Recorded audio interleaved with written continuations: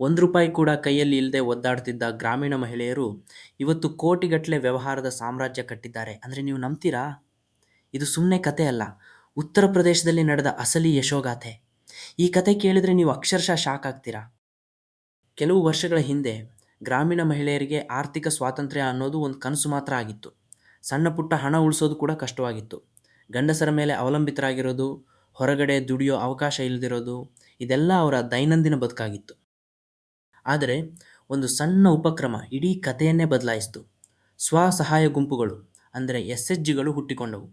ಒಂದಷ್ಟು ಮಹಿಳೆಯರು ಸೇರಿ ತಿಂಗಳಿಗೆ ₹10, ₹20 ಅಂತ ಸಣ್ಣ ಮೊತ್ತದ ಹಣ ಉಳಿಸೋಕೆ ಶುರು ಮಾಡಿದರು.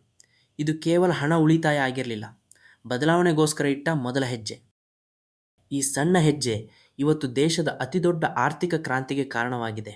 ನೋಡಿ, ಉತ್ತರ ಪ್ರದೇಶವೊಂದರಲ್ಲೇ 1.05 ಕೋಟಿ ಗ್ರಾಮೀಣ ಮಹಿಳೆಯರು ಸುಮಾರು 9 ಲಕ್ಷ SHGಗಳನ್ನು ಸೇರಿಕೊಂಡಿದ್ದಾರೆ.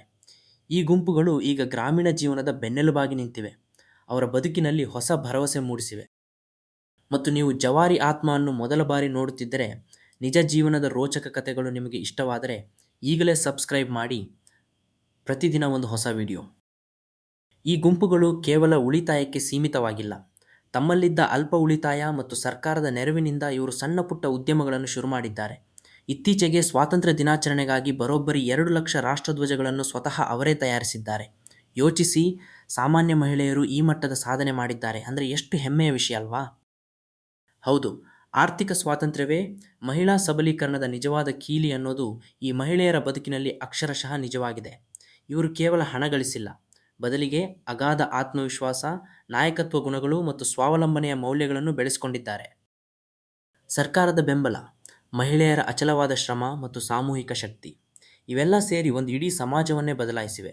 ಇವರ ಕಥೆ ನಮ್ಮ ದೇಶದ ಪ್ರತಿ ಮಹಿಳೆಗೂ ಒಂದು ದೊಡ್ಡ ಪ್ರೇರಣೆ. ಅಸಾಧ್ಯ ಅನ್ನಿಸಿದ್ದನ್ನು ಸಾಧ್ಯವಾಗಿಸಿ ತೋರಿಸಿದ ಧೀಮಂತ ಮಹಿಳೆಯರಿವರು. ಈ ಕತೆ ನಿಮ್ಮ ಹೃದಯಕ್ಕೆ ತಟ್ಟಿದರೆ ದಯವಿಟ್ಟು ಲೈಕ್ ಮಾಡಿ, ಶೇರ್ ಮಾಡಿ. ಸಾಮಾನ್ಯ ಮಹಿಳೆಯರು ಮಾಡಿದ ಈ ಅಸಾಮಾನ್ಯ ಸಾಧನೆ ಎಲ್ಲರಿಗೂ ತಲುಪಲಿ. ಜವಾರಿ ಆತ್ಮ ಚಾನೆಲ್ನ ಇಂತಹ ಇನ್ನೂ ಹಲವು ಅದ್ಭುತ ಕಥೆಗಳಿಗಾಗಿ ಸಬ್ಸ್ಕ್ರೈಬ್ ಮಾಡೋದನ್ನು ಮರಿಬೇಡಿ. ನಿಮ್ಮ ಅನಿಸಿಕೆಗಳನ್ನು ಕಮೆಂಟ್ ಮಾಡಿ ತಿಳಿಸಿ.